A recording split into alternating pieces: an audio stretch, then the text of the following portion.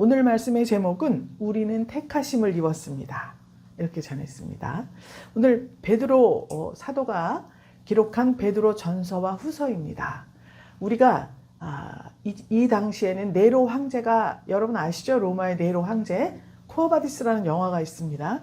네로 황제가 로마 전 도시를 다 불태우고 그것을 그리스도인들이 그렇게 했다고 모함을 했죠? 뒤집어 씌웠습니다. 그래서 그때부터 그리스도인들이 핍박을 받기 시작했어요. 엄청나게 죽어가고 순교자들이 있었습니다. 네로 황제가 핍박을 본격적으로 시작하기 전에 이제 여기 편지를 쓴 거예요. 베드로 사도가.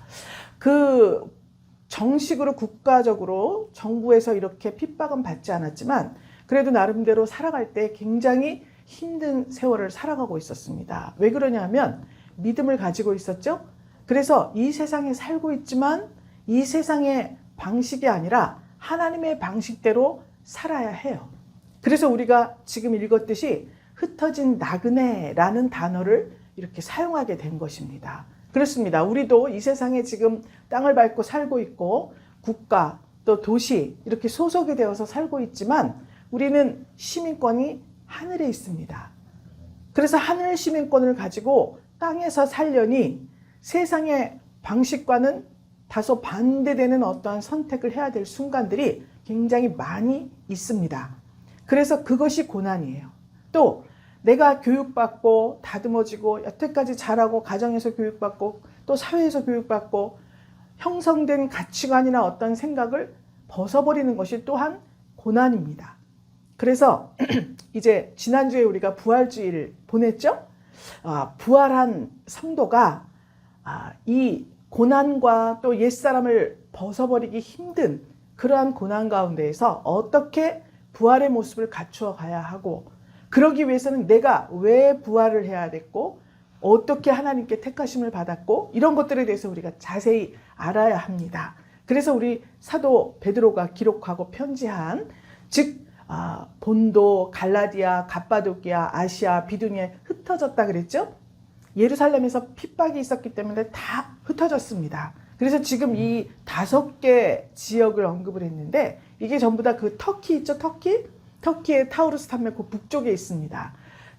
주로 거기를 소아시아라고 불렀어요. 그래서 거기에 있는 성도들에게 편지를 보낸 거예요. 그러면 이제 우리가 제목이 뭐라 그랬죠? 우리는 택하심을 입었습니다. 이렇게 정했잖아요. 자, 그럼 한번 이렇게 우리가 해봐야 되겠죠? 자, 가슴에 손을 대고 우리는 택하심을 입었습니다. 이제 나는으로 바꾸는 거예요. 나는 택하심을 입었습니다. 할렐루야. 여러분이 지금 선포하신 대로 하나님께서 여러분을 택하셨다는 것에 대해서 첫 번째로 내 위치나 내 정체성이 무엇이다. 이것에 대해서 기본을 지금 잘 생각을 하고 이제 우리가 설교를 들어야 됩니다. 때로 예전에 순간의 선택이 평생을 좌우한다. 이런 광고 카피가 있었습니다. 그죠? 우리가 일생을 살아가면서 항상 우리는 어떤 선택을 해야 돼요. 오늘 주일에 교회를 갈 것이냐 말 것이냐. 설마 이런 고민을 하시는 분은 안 계시죠? 이 옆을 한번 살짝 볼까요? 모든 선택 중에서도 배우자 또 가족 구성원 내가 이제 자녀가 되는 거는 내가 선택할 수가 없잖아요. 그런데 이 배우자가 우리 인생의 가장 많은 부분을 차지하는 선택이에요. 모든 사람들이 너무 잘 선택했다라고 하는 사람은 거의 드뭅니다. 주 안에서 서로 마음에 들지 않고 정말 내 이상형과는 너무 멀어 이렇게 생각했다 할지라도 하나님께서 은혜를 주시고 주 안에서 나의 시민권이 하늘나라에 있다 생각을 하면 모두 다 감사할 일이에요. 그래서 일단 우리가 진짜 우리의 신랑, 여러분들이 다 남성분도 계시고 여성분도 계시지만 우리는 주 안에서 다 주님의 신부예요. 여성을 상징하고 있습니다. 여러분들의 남편은 누구냐? 예수 그리스도예요. 예수님. 그래서 우리는 예수 그리스도를 우리의 남편으로 선택한 이상 지금 이 세상에서 어떤 배우자든 어떤 관계이든 사회에서 직장에서 어떤 관계를 다 만난다 할지라도 그것은 하나님께서 허락하신 선택이었다는 것을 먼저 생각해야 됩니다. 할렐루야. 그 중에서 가장 중요한 것이 하나님의 자녀로 선택을 받았다, 우리가. 그래서 구원을 받았다. 이건 굉장히 놀라운 일입니다. 하나님께서는 우리를 택하셔서 아버지라고 불러라, 나를. 그래서 우리는 하나님 아버지, 하나님 아버지. 인간 아버지는 나를 버렸어도 주 예수 그리스도께서는 하나님께서는 나를 영접하시리니, 이런 대목도 있어요. 그러니까 하나님 아버지, 궁극적으로 우리는 이 세상의 모든 인간관계가 있지만 우리의 아버지, 하나님 아버지. 성령께서는 어머니같이 우리를 날마다 우리 안에서 돌봐주시고, 예수님께서는 우리의 신랑이 되시고 친히 십자가에 못 박혀 죽으셨습니다. 그래서 그 부활 생명을 우리에게 주셔서 진짜 남편이 되신 거예요. 그래서 아무 값 없이, 아무 공로 없이 우리가 하나님의 자녀가 되었습니다. 그런데 영접하는 자, 그 자녀가 되는 권세를 주신다 그랬어요. 영접하는 자는 예수님을 영접하면 하나님의 자녀가 되는 권세를 주신다 그랬습니다. 그 권세가 무엇이냐? 하늘나라를 유업으로 받는 거예요. 즉 상속자가 되는 거예요. 믿습니까? 그래서 값없이, 아무 공로 없이 주님께서 우리를 택하셔서 갑자기 하늘나라를 상속시켜줄 상속자로 택해 주신 것이에요. 이것은 굉장히 어마어마한 일입니다. 갑자기 가만히 있는데 저기 어디 저 삼성 무슨 뭐 빌 게이츠 뭐 이런 사람이 와가지고 갑자기 나의 모든 것을 당신에게 주겠어, 상속자로 삼겠어. 그러면 아마 신문에 나고 뭐 난리가 날 겁니다. 그런데 이 세상 어떤 것과도 비교할 수 없고 온 우주 만물을 창조하신 하나님께서 우리를 택하셔서 나의 상속자로 삼겠다 말씀해 주신 거예요. 이게 하나님의 자녀가 되는 권세인 것입니다. 이 권세를 받았음에도 불구하고 이 세상 속에서는 여전히 고난과 슬픔과 고통과 아픔이 있습니다. 이 세상만 바라보면 희망도 없고 소망도 없고 날마다 낙심하고 포기할 수밖에 없는 삶들이 있을 것입니다. 그러나 우리는 하늘 시민권이기 때문에 내 환경이 어떠하든지 위의 것을 바라보는 거예요. 아, 나에겐 천국의 소망이 있지. 그런데 내가 죽어서 천국 가서 누릴 그 천국이지만 미리 나는 이 세상에서 천국을 누릴 수가 있다. 왜냐하면 예수님께서 죽으셨잖아요. 부활하셔서 우리에게 성령을 주셨거든요. 그 성령으로 모든 선택을 하고 또 하나님께 택하심을 입은 증거가 내 삶을 통해서 나타나는 거예요. 그래서 나는 아직 천국에 가지 않았지만 이미 내 삶 속에서 천국을 누리고 있다는 것을 여러분, 우리는 감사하게 생각해야 합니다. 오늘 그러면은 어떻게 택하심을 입었고 또 왜 택하셨고 하는 내용들이 오늘 이 1, 2절에 나와 있어요. 본문을 잘 보면서 이제 누가 물어봐도 예수 그리스도의 사도 베드로는 왜 앞에다 이렇게 썼어? 이렇게 물었을 때 조목조목 다 설명할 수 있도록 확실하게 제가 좀 알려드리겠습니다. 먼저 예수 그리스도는 우리가 다 알죠? 죽으셔서 부활하셨더니 하나님께서 그리스도라는 직분을 주셨어요. 예수님은 몸을 입고 오셨죠? 그래서 십자가에 죽으시는 걸로 끝난 거예요. 그래서 예수만 믿으면 우리는 날마다 십자가에 죽어야 돼요. 누구를 대신해서 내가 희생해야 되고 누구를 대신해서 뭐 해야 되고 내가 죽어서 다른 사람이 죽고 나는 이 세상에서 천국을 누릴 사이가 없어요. 그래서 몇십 년 신앙생활을 했는데 마음은 참 여기 멍이 들고 여기 숫덩어리 같다.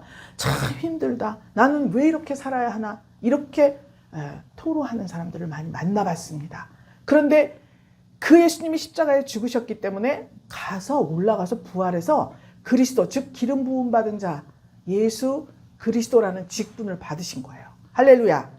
그래서 그 예수 그리스도의 사도 베드로는 그렇게 기록했죠? 사도. 여기에 대해서 우리가 이제 애매하게 알고 있는 부분들이 많습니다. 지금도 내가 사도다 뭐 이렇게 하는 사람도 있지만 원천적으로 이 사도라고 하는 것은 무슨 의미가 있냐면요. 헬라어로 아포스톨로스라는 단어가 있습니다. 근데 이 단어는 누구로부터 파송하다 이런 의미예요. 그런데 그냥 옆집 아주머니가 저 어디를 보내는 그런 파송이 아니라 어떤 국가나 높은 단체에서 파송하는 것을 말해요. 공적인 지위를 가지고. 믿습니까? 그래서 국가의 어떤 공적인 아주 중요한 일이 있을 때 그것을 전달해 주는 그런 사역이에요. 그래서 이 사도가 이 단어를 쓰게 된 거예요. 왜 그러냐? 예수 그리스도의 사도죠? 그러면 누구로부터 보내심을 받은 거예요? 예수 그리스도로부터 보내심을 받은 거예요. 파송을 받은 거예요. 그러면 이제 분일교회가 여기 있잖아요. 그러면 예수 그리스도로부터 우리가 이 버번읍 지역으로 파송을 받은 거예요. 그러나 사도라는 단어는 쓰지 않습니다. 왜냐하면 이 사도가 되기 위해서는 이제 조건이 있어요. 예수님께서 세례요한한테 세례를 받으셨죠. 그때 사람들이 많이 있었죠. 제자들도 있었죠. 그때 함께 했어야 됩니다. 그 다음에 예수님이 부활하셨죠. 부활하셨을 때 지난 시간에 제일 먼저 만난 사람이 누구라 그랬죠? 막달라 마리아를 먼저 보였잖아요. 그리고 그이들을 다 모아놔라, 내가 갈릴리로 가겠다 말씀하셨죠. 제자들에게 부활하신 예수님을 다 보이셨습니다. 그때 거기 같이 있었어야 해요. 그러니까 즉 세례 받으실 때 또 승천하실 때까지 예수님과 동행을 해야 돼요. 부활하신 예수님을 실제로 눈으로 목격을 했어야 돼요. 그리고 사람이 임명한 게 아니라 주님이 직접 택하신 사람이어야 합니다. 사도 바울 같은 경우에는 12제자 부를 때 그때 주님이 뽑지 않으셨죠? 그런데 그만 하늘에서 예수님이 죽으시고 하늘에 승천하셔서 사도 바울이 그리스도인들을 잡아 죽이려고 갈 때 직접 음성이 들려서 사도로 삼으셨습니다. 그 전엔 다 보기는 봤잖아요. 그래서 이런 조건들이 갖추어졌을 때, 그러니까 지금은 사도로 부를 만한 절대로 어떤 여건이 되지를 않죠? 예, 그래서 이때 이제 12사도, 그때 예수님과 동행했던 분들만 사도라고 이렇게 명칭을 받고 있습니다. 그 다음에 이제 예수 그리스도의 사도, 예수 그리스도로부터 파송된 분인데, 베드로는 이렇게 기록이 돼 있죠? 베드로라는 이름의 뜻이 반석이란 뜻이에요. 바위란 뜻도 됩니다. 그런데 이 베드로는 원래 이름이 베드로가 아니었죠? 마태복음 16장 16절에 예수님이 어느 날 제자들에게 물었습니다. 야, 동네 사람들이 나를 누구라고 하더냐? 물었습니다. 그러니까 제자들이 뭐 선생님이라고도 하고요. 뭐 선지자라고도 하고 뭐 그럽니다. 이렇게 말을 했어요. 너는 나를 누구라고 하느냐? 베드로에게 그렇게 물으셨습니다. 사람들은 뭐라고 부르든지 네가 나를 부르는 게 중요하잖아요. 그럼 너는 나를 누구라고 부르는 거야? 이렇게 말했더니 베드로가 주는 그리스도시요 살아계신 하나님의 아들이십니다. 이렇게 고백을 한 거예요. 그랬더니 예수님이 시몬이었어요. 베드로의 바요나 시몬아, 네가 참 복이 있도다. 이것을 알게 하시는 이는 네가 아니라 하나님의 성령이다. 하나님이 알게 하셨다. 이렇게 칭찬을 하셨습니다. 그러면서 내가 너에게 천국 열쇠를 주겠다 말씀하시면서 이제부터는 내 이름을 시몬이라고 하지 말고 베드로라고 부르겠다. 그리고 그 터 위에 교회를 세우겠다. 이제 어마어마한 말씀을 하신 거예요. 그러니까 시몬이라는 이름은 그때 당시 갈릴리 지역이 흔한 이름이에요. 우리 이제 옛날에 이런 이름 많았죠. 돌쇠, 삼돌이, 그 동네에서 아들 나면 돌쇠, 튼튼해라, 뭐 개똥이 막 이렇게 흔해 빠진 이름이었는데 이 예수님께 주는 그리스도시고 또 살아계신 하나님의 아들이십니다. 이렇게 고백을 했을 때 교회의 터가 되는 베드로라는 이름을 받은 거예요. 할렐루야. 그래서 이 베드로라, 즉 예수 그리스도의 사도 베드로는 이렇게 말한 것은 베드로 사도가 자기의 정체성을 밝힌 거예요. 편지, 서문에. 경찰이 찾아와도 경찰입니다. 신분증 주잖아요. 편지 쓸 때 나는 이런 사람이야. 예수 그리스도로부터 파송을 받아서 내 터 위에, 이 터 위에 교회를 세운다고 그런 축복을 받고 권위를 받은 사도다. 그래서 내가 고난당하고 있는 여러분들에게 주님으로부터 파송받을 때 임무가 주어졌겠죠? 복음 선포예요. 지금은 어렵지만 천국이 우리 가운데 있고 천국이 우리 앞에 기다리고 있다. 그래서 이 세상을 살아가지만 나그네처럼 살아라. 흩어진 나그네라 그랬죠? 나그네는 뿌리박고 거처하는 정착생활을 하지 않는 사람을 말하고 있습니다. 그래서 이 베드로가 그 고백 주님을 그리스도고 하나님의 아들이라고 고백하고 주어진 그 이름을 먼저 밝힌 거예요. 그리고 보면 신약에 있는 모든 서신서에 사도 바울도 예수 그리스도가 나를 사도로 임명받은 나 바울은 이렇게 자기 정체성을 밝힌 거예요. 그러니까 사람들이 여기는 뭐 사도 학교도 없고 없었잖아요. 지금은 로마가 득세하고 있는 시대잖아요. 그래서 아무 자격증이 없어요. 인정해주지 않아요. 그러니까 나는 예수 그리스도로부터 파송받은 사도야. 그리고 그분이 나에게 주신 교회를 세우겠다고 주신 베드로야.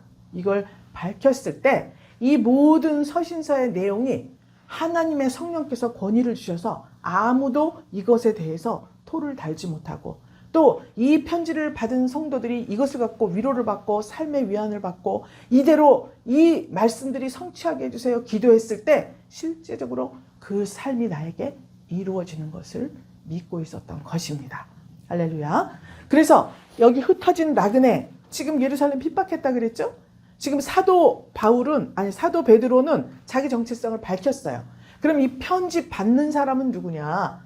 편지 받는 사람은 지나가는 아주머니 아저씨가 아니라 그들도 정체성이 확실히 있어야 하는 거예요.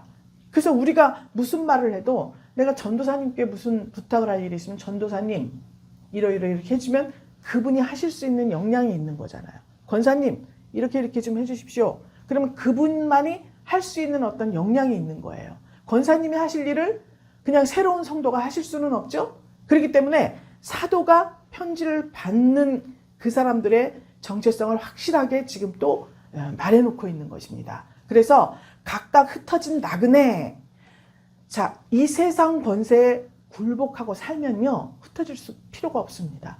예루살렘에서 그리스도인들을 핍박했잖아요. 그러면 알았어요.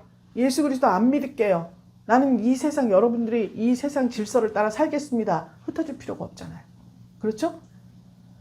권세를 받고 내가 살고 있는 고향, 땅, 뭐 이런 직업 이런 것들을 다 버리고 뿔뿔이 흩어져서 다른 나라로 가야 해요.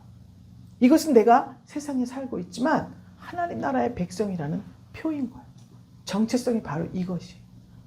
세상 법과 하나님의 법이 충돌될 때는 하나님의 법을 따라 살 수 있는 사람, 그들을 나그네라고 지금 베드로는 밝히고 있는 것입니다. 히브리서 11장 13절에 보면 이 사람들은 다 믿음을 따라 죽었으며 약속을 받지 못하였는데 그것들을 멀리서 보고 환영하며 또 땅에서는 외국인과 나그네로라 증거하였으니 라고 하는 대목이 있어요. 누구를 보고 이야기한 거냐면 아벨 알죠 여러분? 아담이 아들을 낳았어요. 가인과 아벨을 낳았습니다. 믿음으로 아벨은 이러면서 아벨의 이야기가 나오고 그 다음에 믿음으로 에녹 이야기가 나오고 믿음으로 노아는 아브라함은 믿음으로 사라는 5명의 이름이 나와요. 히브리서 11장에 거기에서 이 믿음으로 이 5사람들이 세상에 살고 있지만 세상에 속한 자가 아니라 하나님 백성이라는 믿음을 가지고 살았더라는 거예요. 그래서 땅에서는 외국인이야, 나그네야 이렇게 증거를 받았다는 것을 말씀하고 있습니다. 아니 세상에서 이렇게 하라 그러면 이렇게 하고 방식이 이래, 우리 회사 규정이 이래, 이렇게 하지 않으면 살 수가 없어. 그렇게 해서 우리가 포기하고 용납하고 받아들이고 이렇게 하는 게 얼마나 많습니까? 그런데 여기는 정말 믿음이 좋으니까 히브리서에 기록이 됐겠죠.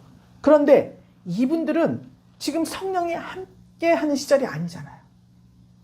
그렇기 때문에 전부 목숨의 위협을 받습니다. 하나님의 심판, 물심판 전 세계가 다 물에 가라앉았을 때 어떻게 했습니까? 노아가 하나님 말씀대로 언제 비가 올지 모르지만 방주를 지으라 했을 때 방주를 지어요. 사람들이 막 손가락질을 합니다. 쟤는 약간 머리가 이상한 애야. 멀쩡한 날에 왜 저렇게 큰 배를 짓고 있어? 그러나 하나님의 은혜를 받고 하나님의 명령을 받았기 때문에 실행을 했다는 거예요. 그래서 믿음으로 노아는 이라고 기록되는 영광스러운 그런 이름이 되었던 것이죠. 아브라함, 사라 다 마찬가지입니다. 이렇게 흩어진 나그네로서의 정체성은 우리가 지금 본받아야 할 그리스도인의 정체성이에요. 이런 사람들에게 지금 베드로 사도가 편지를 쓴 거예요.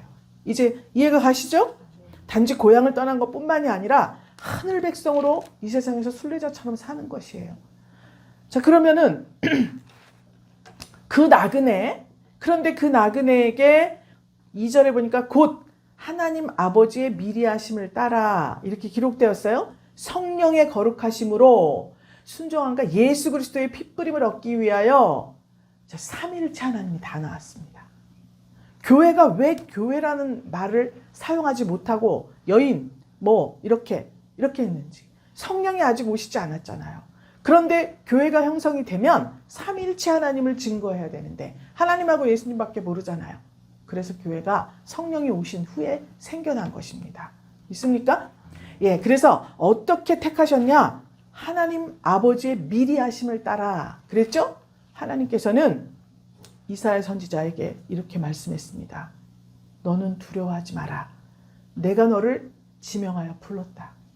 너는 내 것이다. 야곱아 이스라엘아, 이스라엘 백성들에게 이렇게 말씀했습니다.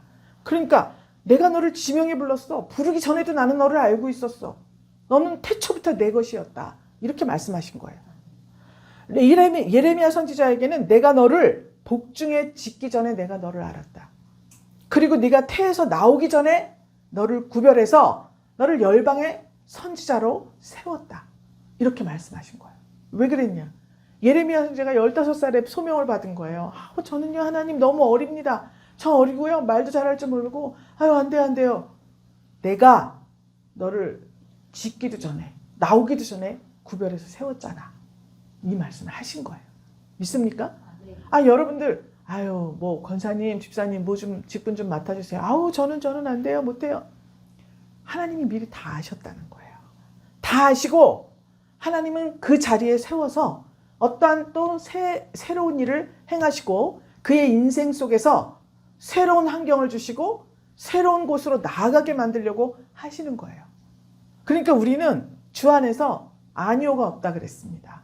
무조건 하나님이 말씀하시면 미리 하시고 하는 거니까 아멘. 받을 수밖에 없는 거예요. 신약으로 넘어와서 더 감사한 거는 에베소서 1장 4절에 창세 전에 그리스도 안에서 우리를 택하사 그랬습니다. 창세 전에 이 세상을 다 만들기도 전에 여러분들을 다 택하셨다는 거예요. 2023년 이것도 봐야 돼. 2023년 4월 16일에 이 예배당에 앉아있는 모습을 창세전에 미리 하나님은 알고 계셨다는 거예요. 꿈꾸고 계신 거예요. 그래서 그의 인생 여정이 쭉 있지만 그 인생 여정 가운데 지금 이 시간에는 분일교회에 앉아서 예배하는 우리의 모습, 이것을 이미 하나님은 다 미리 하시고 계획하시고 그 자리에 두셨다는 것입니다. 믿습니까? 우리는요 정말 죄도 많고 허물도 많았습니다. 그런 걸 다 잘잘못을 따지고 정말 높고 낮음을 따지고 하면 저도 여기서 말할 수 있는 자격도 없는 것입니다. 죄 많고 허물도 많고 무엇보다도 돈도 없고 배경도 없고 참 매사에 감사도 모르고 가치도 없는 정말 이런 쓸모없는 인생을 하나님께서는 기억하신 거죠. 미리 하신 거예요. 그래서 그 모든 길들이 다 모여서 주님을 영접하고 주의 일을 하게 되었을 때 이 모든 것들이 다 합력하여 선을 이루어서 한순간 한순간도 버릴 수 없는 시간으로 하나님께서 아껴두셨다는 거죠. 할렐루야. 여러분들도 마찬가지예요. 나는 왜 이래? 내 인생은 왜 이래? 뭐가 어째고 그치? 이제 그런 말 하시는 분은 여기 지금 안 계신 것 같아요. 그렇지만 지금 더 확실히 하나님 앞에 고백할 것은 하나님이 미리 아셨다는 거예요. 우리의 창세, 이 세상 만들기도 전에 아셨다는 거예요. 어머니 뱃속에 들어가기도 전에 아셨다는 거예요. 이 감사, 이 감격을 하나님께 날마다 고백해야 됩니다. 하나님께서 우리가 하나님 알기 전에 하나님이 나를 먼저 아셨구나. 이렇게 날마다 감사 기도를 드려야 하는 거예요. 그러니까 택하시는 것은 당연하신 거죠? 창세전에 이미 택해놨거든요. 그러니까 여러분들이 어떤 삶 속에서 아기 때, 또 소년기, 장년기, 중년기, 노년기에 접어드신 분도 계시고 이 모든 것들이 다 하나님의 계획과 섭리 안에 있었다. 그것을 고백하면서 감사할 때 우리의 인생이 값진 인생으로 바뀌어지는 것입니다. 그 다음에 보니까 하나님은 미리 하셨고 성령의 거룩하게 하심으로 그랬습니다. 아까 고백을 했죠. 하나님 죄도 많고 허물도 많은데 내가 참 딴 길로도 많이 갔는데, 그런데 하나님의 성령이 임하고 나니까 우리를 거룩함으로 인도하신 거예요. 그전에는 내가 항상 옳지 않은 길을 선택했다면 하나님의 성령이 이쪽 하나님의 선하신 방향으로 선택할 수 있도록 내 마음을 움직여 주셨다는 거죠. 그래서 한 가지 한 가지 하나님이 거룩함을 쫓아가게 만들어 주신 거예요. 성령께서. 예수 그리스도께서는 이 인도하시고 미리 하시고 택하시고 거룩하게 하시는 이유가 뭐냐? 예수 그리스도의 핏부림을 얻기 위해서 그랬습니다. 우리는 육신을 가졌어요. 그래서 육신의 정욕, 또 안목의 정욕, 이생의 자랑이 우리의 본질이 되었습니다. 그래서 육신으로 뭐 성공을 하면 그것이 좋아 보이고, 또 안목으로 탁 봤을 때 정말 육신의 정욕의 안목의 정욕으로 보니까 저것은 좋고 나쁘고를 내가 판단하게 되는 거예요. 하나님의 안목으로 봐야 되는데. 그리고 이생의 자랑, 내가 무슨 열매가 맺으면 자녀 자랑, 또 부모 있으면 부모 자랑, 모 자랑, 무슨 업적 자랑, 막 그 자랑들이 내가 일상화되었잖아요. 그런데 이 모든 것들을 성령의 거룩하게 하심을 따라서 성령의 9가지 열매를 맺게 된 거예요. 온유하고 착하고 선한 행실, 평강, 이런 것들을 쭉 하나님께서 겸손하고 이것들을 우리 열매가 되게 하신 거잖아요. 그러면 우리가 그거를 노력해서 받아야 해요. 근데 노력해서 어떻게 우리가 선인이 되겠습니까? 정말 거룩하고 참 많은 교육을 받고 좋은 환경에서 자라서 거룩하다, 존경받는 인물이었지만 극한 상황에 달하면 돌변하는 것을 우리가 많이 받지 않습니까? 사람의 노력 가지고는, 교육 가지고는 바꿀 수가 없어요. 그래서 육체는 입으셨지만 온전히 하나님의 뜻에 순종한 예수 그리스도, 그분이 피를 흘려주셨죠? 십자가에서 그 핏부림을 우리가 받아야 된다. 피는 생명이에요. 예수 그리스도의 부활 생명을 우리가 받아야 이렇게 하나님의 마음에 합당한 진짜 택하심을 입었지만 참 보기에 부실하다, 이것이 아니라 택하심을 받았는데 예수 그리스도의 핏부림, 예수 그리스도의 생명, 부활 생명을 받아서 매사에 시시때 한 가지도 버릴 것이 없는 그런 택하심을 받은 자가 온전히 이루어지는, 누가 봐도 택하심을 입은 자야. 택하심은 입었다는데, 교회는 다닌다는데, 그리스도인이라는데, 예수 믿지 않는 사람이, 예수 그리스도 믿지 않는 사람이 받는 거 다 받고, 그것을 극복하는 방법도 그냥 이 세상 사람들하고 똑같아. 그러니까 택하심을 받았지만 능력이 없는 거잖아요. 그런데 예수님께서 부활 생명을 주셔서 우리가 정말 예수님이 죽음을 이기고 살아나신 것 같이 만사의 모든 일상 가운데에서 부활의 역사를 보여주는 거죠. 그래서 핏부림을 받았다, 이렇게 기록을 해놓은 것입니다. 여러분, 율법에 맞추면 사망입니다. 이걸 지켜라, 안 지키면 죽는다, 다 이거예요, 율법은. 그런데 예수님이 그 말씀을 따라 죽으셨어요. 그래서 살아나셨죠? 이게 복음이에요. 저 사람이 저기서 넘어져 죽을 것 같았는데 그 자리에서 다시 살아서 역사 일어나는 거예요. 사업이 그 자리에서 망했는데 그 자리에서 다시 일어나는 거예요. 정말 하찮은 취급을 받았는데 그 자리에서 보배로운 취급을 받는 값진 인생으로 변화를 받는 거예요. 이것이 부활의 역사입니다. 이것이 예수님께서 우리를 위해서 희생 제물이 되어서 십자가에 죽으신 거예요. 그때 흘린 피가 우리가 그 핏부림을 받았기 때문에 이제는 우리가 직접 죽지 않아도 죽음과 같은 환경 속에서 우리는 살아날 수가 있는 것입니다. 할렐루야. 죽음이 비껴가는 거예요. 오늘 이 자리에 있는 것은 우리의 선택이 아닙니다. 하나님의 선택이에요. 엄청 교회 가서 예배드리고 싶어도 못 오는 사람이 많습니다. 우리 지금 저 외국에서 영상으로 지금 예배하잖아요. 모여서. 여러분 본교회에 앉아서 예배하시잖아요. 똑같습니다. 영상으로 하나. 그러나 하나님께서 택해 주신 거예요. 우리를. 삼일체 하나님이 미리 아시고 또 사랑으로 택해 주시고 그 은혜를 우리에게 부어주셔서 우리를 거룩하게 해주시고 예수 그리스도 부활 생명의 핏부림의 역사를 여러분 삶 속에 골고루 뿌려주신 것입니다.